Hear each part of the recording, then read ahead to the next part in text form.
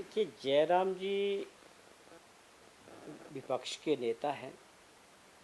उनकी मजबूरी है कि वो सरकार की तारीफ तो करने से रहे, और फिर भी जिस प्रकार की बात आज ठाकुर जयराम जी ने प्रेस के माध्यम से एक माहौल बनाने का प्रयास किया है, उसमें साफ पिछले कुछ दिनों से साफ चीज़ दिखती है कि कोई तो प्रेशर है जयराम जी को।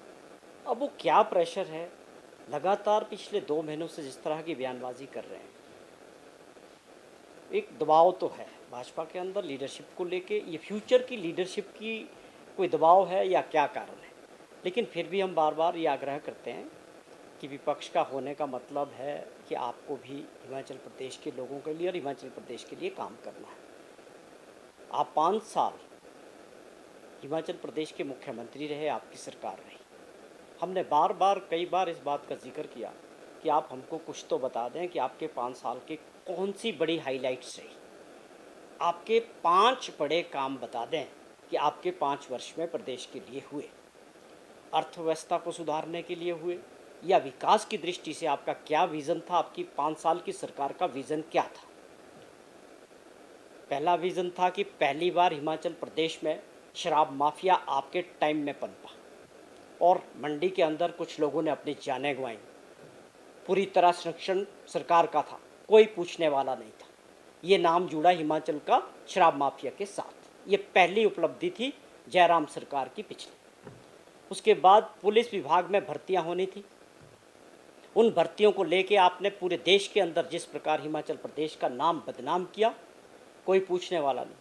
पुलिस विभाग का पेपर, पुलिस विभाग उसको कंडक्ट कर रहा और वो पूरी तरह से बिक गया, लीक हो गया। ये आपकी दूसरी उपलब्धि थी। आपके पास तो नहीं है, 2 साल में हमने बहुत बार पूछा, अब हम ही गिनवा देते हैं आपकी उपलब्धियाँ। और तीसरी उपलब्धि ये थी कि हमीरपुर में सबॉर्डिनेट कमीशन में JOIT के जो पेपर्स हुए थे सारे, वो सारे के सारे उसमें जिस तरह का भ्रष्टाचार हुआ वो पूरे देश ने देखा। और हमारी सरकार बनते ही उसके ऊपर इंक्वायरी बिठाई गई और टोटल उसमें लोग इन्वॉल्व मिले और उसमें गिरफ्तारियां भी हुई। और हमारी सरकार ने बड़ी जदोजहद और मदी मुशक्क़त के बाद काफ़ी सारे रिजल्ट्स जो है डिक्लेयर किए। आज उन बच्चों ने जो है रोज़गार मिला। ये तीसरी बड़ी उपलब्धि थी आपकी। और उसके अलावा आपने 4 साढ़े 4 साल डबल इंजन की सरकार चलाई, विजनलेस गवर्नमेंट चलाई, जिसका कोई विज़न नहीं था, कोई प्रदेश के लिए नहीं, बेरोजगारों के लिए नहीं, विकास के लिए नहीं। हाँ, सरकार जरूर चलाई आपने कि सरकार चलती रहे। जाते जाते जब चुनाव का वक्त आया तो आपने सोचा कि हम इसको बांट देंगे रेवड़ियाँ और सरकार रिपीट करेगी। और आपने 5,000 करोड़ रुपए की 900 कुछ इंस्टीट्यूट इलेक्शन से 6 महीने पहले नोटिफाई कर दी। उसमें स्कूल्स भी थे, उसमें हेल्थ इंस्टीट्यूशंस भी थे, उसमें कई जगह BDO ऑफिस भी थे, SDM ऑफिस भी थे, कई जगह सब डिवीज़न भी थे, PWD के, IPS के। उसके लिए कोई प्रोविज़न नहीं, कोई इंफ्रास्ट्रक्चर नहीं, कोई पोस्टें नहीं। ये मॉडल था जयराम जी का 5 साल का। मुझे लगता है कि वो चाहते हैं कि हम उनकी पुरानी कारगुजारियों को जनता के सामने दोबारा से रखें। हम ये सोचते थे कि उनको जनता ने नकार दिया है, इसलिए वो अपना ये रवैया बदलेंगे। और विपक्ष का होने का मतलब ये नहीं कि सत्ता पक्ष के जो अच्छे काम हमारी सरकार ने 2 साल के अंदर किए। मैंने बार बार जिक्र किया, क्या जयराम जी इस बात को डिनाई कर सकते हैं मीडिया के सामने कि हिमाचल प्रदेश में OPS लागू नहीं हुआ आज तक? सिर्फ इतना ही कह दे कि हिमाचल में OPS नहीं मिला है सरकारी कर्मचारी, बता दे। हमने 5 गारंटियों पे काम शुरू कर दिया। आगे 2 साल का कार्यकाल है। जहां आप छोड़ गए थे, जिस हालात में आप प्रदेश को छोड़ गए थे, जो आर्थिक स्थिति थी प्रदेश की, उसको सुधारने के लिए हमारी सरकार ने, माननीय मुख्यमंत्री जी ने जो कदम उठाए पहले वर्ष में, आज उसकी वजह से हम आर्थिक स्थिति से मजबूत हो रहे हैं। पहले वर्ष में 2200 करोड़ रुपए का एक्स्ट्रा रेवेन्यू जनरेट करने वाले राज्य बना। आप तो शराब के ठेकों की नीलामी नहीं कर सके अपने टाइम में, वो लगातार 10% पे उन्हीं लोगों को देते चले गए।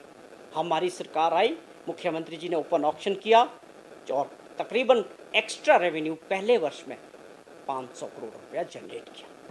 ये थे फैसले। और आज लगातार हमारी सरकार जनहित में फैसले कर रही है। ये ठीक है कि जब कोई बड़े कदम उठाने होते हैं, कई बार उसका लोग विरोध भी करते हैं, लेकिन जब उसके अच्छे परिणाम सामने आते हैं और वो मैं समझता हूँ आने वाले 2 वर्षों में जो बड़े काम ग्रीन राज्यों को बनाने की बात कर रहे हैं, इलेक्ट्रिक वाहन में जाने की बात कर रहे हैं, सोलर ऊर्जा पे काम करने की बात कर रहे हैं या रूरल इकोनॉमी को मजबूत करने की बात कर रहे हैं मुख्यमंत्री, वो ज़मीन पे उतरनी शुरू हो गई। आपको अपना चश्मा बदलना पड़ेगा। आपको विकास जहाँ ठीक है, सरकार की जो अच्छी नीतियाँ हैं उनका समर्थन करना चाहिए। विपक्ष में होने का मतलब एक ही नहीं होता कि आप सरकार की आलोचना करते जाएं। अब हिमाचल प्रदेश में जो ऑपरेशन लोटस आया उसके हीरो आप लोग थे।